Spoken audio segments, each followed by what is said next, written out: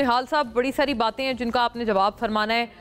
Game आप लोगों ने फिक्स कर ली है वैसे अपने हक में, और ये हुकूमत ने अपोजिशन को दीवार के साथ लगाया और ये मुजाहिरीन पर गोली चलना हुकूमत की नाकामी का एतराफ़ है। शायद खाकान साहब का ये मैं बयान आपसे अर्ज़ कर रही हूँ।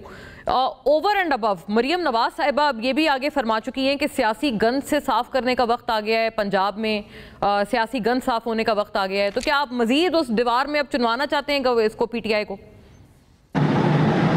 बिस्मिल्लाहिर्रहमानिर्रहीम। मैं शाहिद खाकान साहब से आपने शुरू किया तो वहीं से मैं आपको कह देता हूँ, शुरू करता हूँ। हर अल्फाज, हर बयान किसी का वाइज नहीं होता, वाइज रीजनेबल नहीं होता है। वो एक सियासी है तो वो अपना बयान दे रहे हैं। ज़रूरी है कि उनके साथ आप इत्तेफाक करें, मगर उनके बात में कोई वजन नहीं है, ना वाइज है ना। और अगर वो इस तरह के बयान ना दे फिर उनका दुकान कहाँ से चलेगा। जहाँ तक रह गया मिफ्ता इस्माइल साहब का, तो मिफ्ता इस्माइल साहब का पॉलिटिकल विजन और विजडम इतना है कि वो बस कारोबारी आदमी कारोबार करते हैं।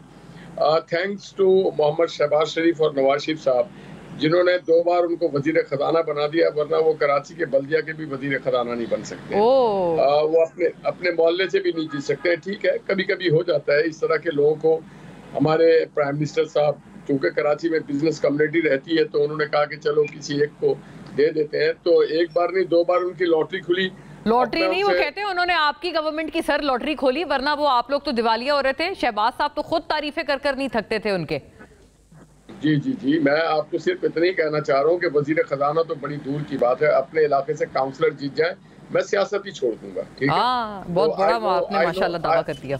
I know the worth of everyone. I'm not talking this about Shahid साहब, but I'm talking about this Miftah साहब।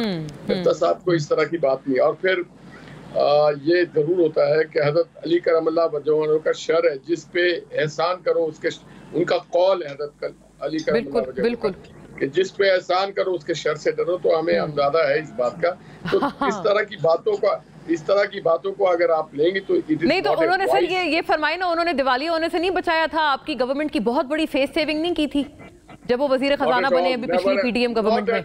नॉट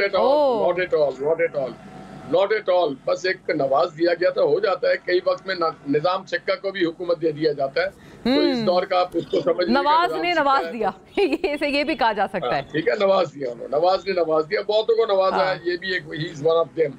तो अब रह गया आप जो बात कर रही थी, मैं देख रहा था कि ये जो आप फहद साहब को, क्या नाम है, चौधरी फवाद साहब का नाम लिया, जी, ये बेरोजगार लोग हैं। अब ना ये सियासी कारकुन है, ये सियासी यतीम भी नहीं, बल्कि ये अपने हाथ में वो थाली लेके जहाँ पर भी सियासी देख खुलता है वहाँ पहुँच जाते हैं कि बाबा 2 चावल के दाने इसमें डाल दो। ठीक है ना। अगर आप जैसे संजीदा लोग और संजीदा प्रोग्राम, फवाद चौधरी को जो कि सियासी क्या कहते हैं, मलंग कह लें आप, मदार पे नहीं बैठा होता कि बाबा कोई देख खुला कि नहीं खुला, तो ये अपने देख खुलने का इंतजार करते हैं। अपने बोटी के चक्कर में ये वो लोग हैं जो कौम के बकरा को ज़बह कर देते हैं। तो ऐसे लोगों को मैं संजीदा नहीं लेता हूँ। और आपसे भी दरख्वास्त है कि ये मुसाफिर है बेचारे, और वो भी थर्ड क्लास। आपकी दरख्वास्त बहुत काबिल एहतराम सर आंखों पे, लेकिन निहाल साहब ये बात फरमाएं, उन्होंने अगर देख के ये करना होता, ये काम करना होता, और देख से मांगने वाले, तो ऐसा देखें उन्होंने एक ऐसी पार्टी से अपने आप को अलाइन किया है जो कि ट्रबल्ड है। वो फिर आपकी तरह जो, मतलब जैसे कहते हैं ना, नवाजी हुई और प्रिविलेज्ड पार्टीज हैं, वो आपकी तरफ जाते हैं ना।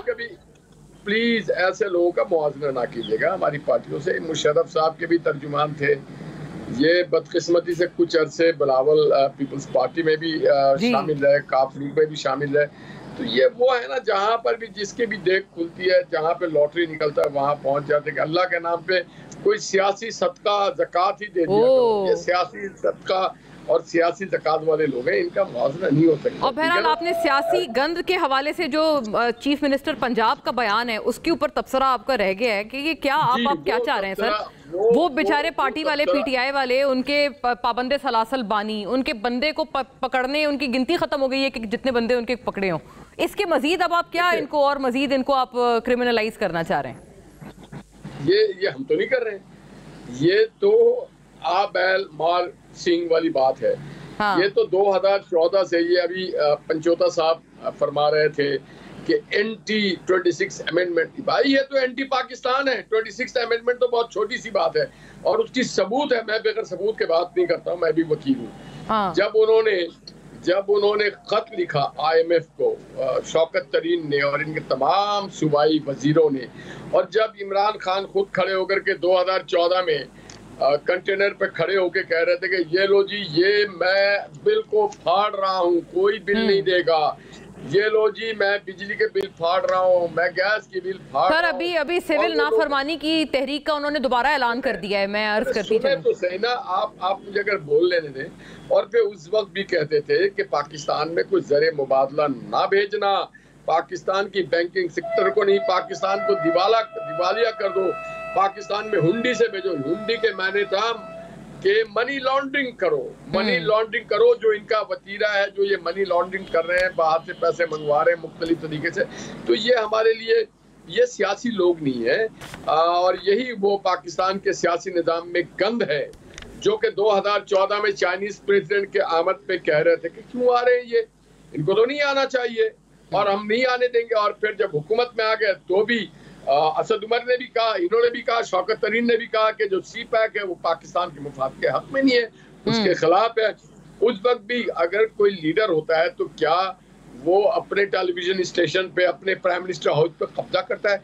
क्या वो आरिफ अलवी को कहता है शाबाश बहुत अच्छा है, अब थोड़ा और बात कर लो, कल तक आप PM हाउस पे कब्जा कर लें? मैं नहीं कह रहा हूँ, ये रिकॉर्ड है, आईना दिखाया उनको तो बुरा मान गए।